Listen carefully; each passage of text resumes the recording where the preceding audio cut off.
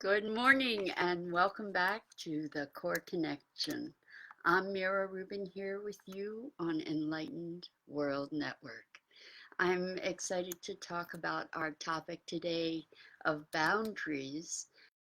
Before we get started, let's just settle in and get comfortable and bring ourselves present. So let's take a deep breath in through your nose. Hold it. Feel your lungs fill with oxygen. Imagine that oxygen flowing through your body.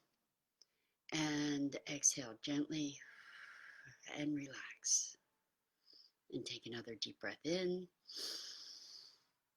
Hold it and feel yourself relaxing, releasing as you exhale. Feel your neck, your shoulders, your back. And just bring yourselves present right here, right now. So, boundaries is a big topic, especially for folks that are very sensitive and healer type people, light workers, people that tend to give. And I want to talk about the distinction between boundaries from the inside versus boundaries from the outside. So when we typically think of boundaries, we create separation. I need to hold people off. I need to keep my perimeter safe. And the foundation assumption is that there's danger of some kind of onslaught or abuse or being taken advantage of. And what is at the foundation of boundaries is an assumption of self and other. Good morning, good morning. Welcome. I'm thinking that might be Sue. And if it's Sue and or Dido, hi, both of you, welcome. So glad you're here. Thank you. We're talking about boundaries this morning. So boundaries are, when we talk about boundaries, I think in the foundation conversation or the foundation assumption is one of fear, actually. Fear of being overwrought. And what I have noticed, having contended with boundary issues in the past, what I have noticed is that there is really a more, at least there was for me, more of an issue of usurping my own boundaries, me allowing myself to go beyond what really was in my own best interests for my health and well-being. I just want to say hello to Jennifer Reeser. Good morning from Southeast Missouri. Thank you so much for being here. That's awesome. So we're talking about boundaries, and uh, I'm going to speak from personal experience just because that's the reference that I have, and it's also something that I've witnessed in other people. One of the things when we talk about boundaries is thinking, of people taking and taking and taking. And what I recognize in my past from some time back was that I had a compulsion to give and give and give. And I would often give beyond my capacity, and then I would feel depleted, or I would feel resentful because people took what I was giving and didn't necessarily reciprocate in kind. And so what I became aware of is that the giving that I was doing was really a giving because at that time I had a deep need to be valued. And how I felt that I could produce value for myself was by giving, because then I would be making myself valuable to the people I was giving to. And it also allowed me to feel that I had some greater intrinsic value because I was able to give and give and give. And the thing about that was that I was giving from a neediness at that time in my life. And I think that this is such a prominent and common dynamic, I think, where uh, people who are really of generous spirit and tender heart give and give without realizing that they are extending themselves beyond their own capacity and their own energy, and therefore the boundary issue in this particular scenario is an internal boundary, or it's really founded in the miscalibration, an internal miscalibration of our own capacity. So, because for me anyway, and you can check in and see if this relates for you, but for me at that time, I had an internal deficit that I was trying to fill by validation, external validation based on the giving that I could give. So I was giving out of a need rather than giving out of a pure desire to give. It was more a compulsion to try and bolster myself. So this is one aspect of boundaries. Another aspect of boundaries that I've noticed in myself in my past was when I would push myself beyond my capacity, which is kind of what I was just talking about in an energetic sense in terms of giving. But I would push myself beyond my capacity to to perform. For I'm thinking actually with ideas even it worked the same way, where I would engage in conversation, for instance, or debate about topics that were very dear to me, or issues. I would embroil myself in issues that I then felt overwhelmed by. And I didn't realize that I was overwhelmed until it was too late. I didn't realize that I had usurped my own perimeter, let's say, before I was already over the edge. And I think one of the biggest principles that I operate from is my sovereignty and my ability to choose, my ability to design my own life, my responsibility for my own life. And when I took on that responsibility, it gave me much more of a capacity to engage with this issue around boundaries. So if I recognize that nobody could breach my boundaries without my permission, um, I, I I realized that I was giving permission, or I was enabling that, or I was opening myself to a certain circumstance by by inviting certain engagements.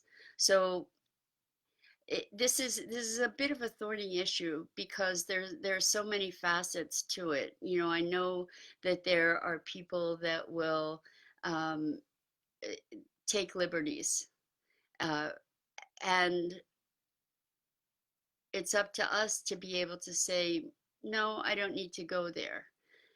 The thing that I want to be addressing, or that I want to be really conscious of, is that so often this boundary issue is one of push rather than strength. So I'm thinking that as we're able to strengthen ourselves from within, as we become more whole, then the need for this defense of boundaries is something that dissolves, or else it becomes so integrated that it's a natural response, that there doesn't have to be the push, there doesn't have to be the defense, there doesn't have to be the bracing against a breach of boundaries, because there's a wholeness. And I don't know if you can maybe feel into this with me, to feel into what the difference is between saying, you're hitting my boundaries, or boundaries, watch enough of whatever that behavior is, versus this, this doesn't work for me. There's like a softness, or I don't need to engage in that, versus the defense of putting up walls. So one of the things that, again, my own history is the easiest thing for me to use as an example, is I remember really putting up walls in a very big way. And in fact, when I was a kid, I remember writing a poem, or I remember a poem I wrote, that was about me living in a castle surrounded by a moat, and these really thick and safe walls. And the thing is that I was safe from the outside, but nobody could get in. And I ended up isolating myself and keeping myself very separate. And where that came from for me was deep damage, deep feeling of not vulnerability as much as danger, just really feeling endangered. And so I built up this big fortress around me and had my boundaries that I was defending. And it took tremendous, tremendous energy to be defending those boundaries. And what I, over the years and lots of work, came to recognize is that by strengthening myself from the inside out, those walls could come down, and I didn't need to defend. I could just be me and express my needs, or express my wholeness, without the fear of that breach. And so if you're feeling the need for these boundaries, I I recognize it, and I honor that in you. And I recognize that too, or encourage you to look at that perhaps as a call to deepen your sense of self.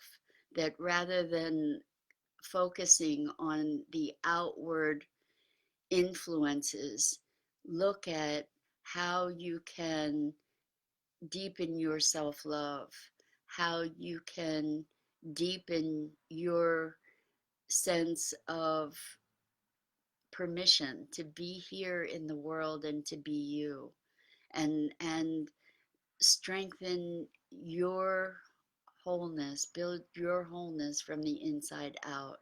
Because the world is always going to be there. There are always going to be influences that could be perceived as threats. And as as you are strengthening your inner core, as you're becoming more centered in yourself, as you're becoming more forgiving of yourself and loving of yourself, then the need for that that defense, that protection, sort of goes away, because there's this natural welling up and expansion from the inside out that that is in itself a um, I want to say it's more of an affirmation than even a protection. And so I recognize the value. I truly do recognize the value and importance of setting boundaries. Particularly when you feel vulnerable and threatened. And as you focus more and more on that self love and that evolution within yourself of acceptance and acknowledgement and appreciation, you will be able to naturally allow those walls to crumble. So I have a comment here from Jennifer Reeser. Welcome. Oh, I said welcome to you, Jennifer. So she says, now that I'm in a relationship with myself, I'm feeling more stable, stronger in my spirituality, and love myself more than I have in years. And that's really the key, because as we love ourselves, it becomes very natural to say to others, that this doesn't work for me, or to choose engagements that with greater discernment, with greater ease, and I think discernment is actually the word, although it doesn't even necessarily have to be conscious after a point, because as you connect more deeply to you, you kind of are activating your inner radar so that you attract different people, people that won't be abusive in the same way, that fear may have drawn for you. And so we do live life from the inside out. And the greatest gift you can give yourself is the gift of love, acceptance, forgiveness, and appreciation for yourself. For yourself. So, welcome, Lisa Phillips. Good morning.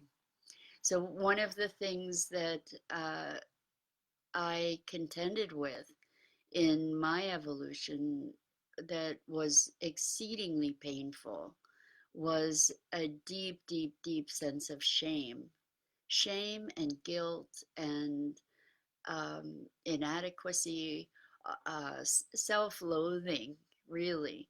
And when I had all those dynamics that were running me, what the world was a very frightening place.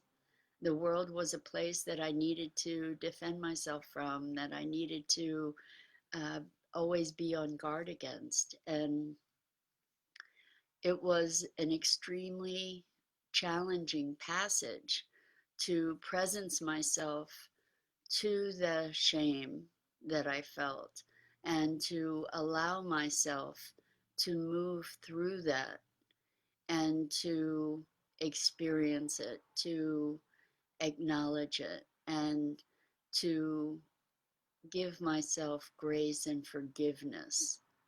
And that path of forgiveness really opened up entirely new vistas of wholeness, and or a movement in that direction. And I'm not saying it was easy. It wasn't. And I've spoken many times, and just a couple days ago, about embracing the shadow. And this is one aspect of that, is to look at the times in our lives when we've done things or acted in ways that did not meet our expectations, or that we feel ashamed about who we've been, or circumstances that we've experienced. And finding forgiveness for ourselves for those moments is probably one of the most profoundly transformational actions, gifts that you can make or give yourself. And we often have more compassion for others than we grant ourselves. And I'm encouraging you in this conversation about boundaries to start connecting more deeply with yourself. What I noticed with my boundaries and the castle that I had built for my protection was that I had walled myself off from myself as well. And the path to from self-loathing to self-love, I believe, begins with forgiveness. So I invite you to explore that, what it would mean to face the shame and to find the a loving parent in yourself, for yourself, that can forgive that part of you. So there's a comment here. This resonates so much. The difficulty of setting boundaries if you are generous and tender-hearted. I could never put my finger on what did not feel quite right about setting boundaries, but seeing things from the inside out, from your authentic self, or as a call to love yourself, transforms this. Exactly. Because the truth is, you can never put up enough walls to protect yourself from the world. You can't. And the more boundaries you have, the more you're cutting yourself off from the experience of life, your own experience of yourself. At least I'm speaking from my personal experience and what I've witnessed with clients, and the boundaries, again, we want to move from our hearts for self love. As we are able to feel self love, what we're doing is we're cultivating a sense of safety and trust for ourselves. And when we trust ourselves, we don't have the need for creating conscious boundaries because we trust ourselves to use our inner compass and our inner knowing and direction to guide us in circumstances. So I hope that this does resonate with you and that you will begin, if you haven't already, and if you have, maybe deepen a practice of self acceptance and forgiveness, and recognize the ways that you may be keeping yourself separate from your love for yourself with shame or guilt, or, well, probably mostly shame and guilt, or even anger at yourself, and find a path to forgive yourself. And as you do that, you will become more whole, and you will become more complete and integrated from the inside out. And then the walls that you've built to protect yourself can dissolve. So I think that's it for today. I want to thank you all for being here. Oh, there are more comments. Let's check these out. Hold on one second. We have Jennifer says, I had done the same thing, walled myself off from myself. I'm facing all things now. Well, congratulations to you, Jennifer, because that takes tremendous courage.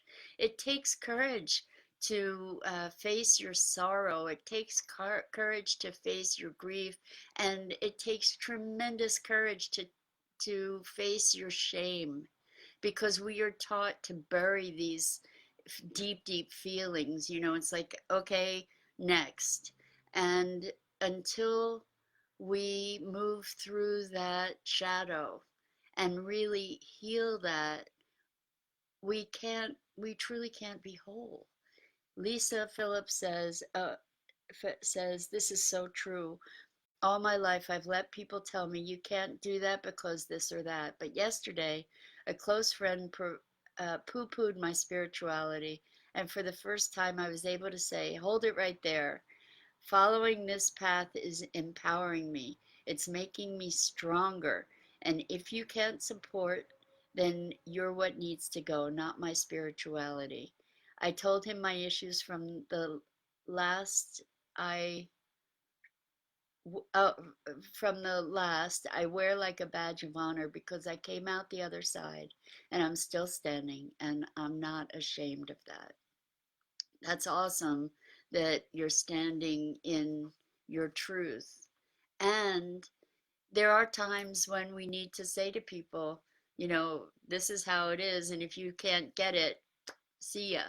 There are times when that happens. And then there are also times when it's like you may believe in spirituality or you may not. And this is what works for me. And it doesn't, there's a place where you can just be in acceptance of yourself without needing ultimately to defend yourself. And it can be a long road. It can be a long road. And there's so many levels of evolution in that, to where you come to complete acceptance. And then it doesn't really matter whether somebody else poo-poos your spirituality or they don't, because it is who you are.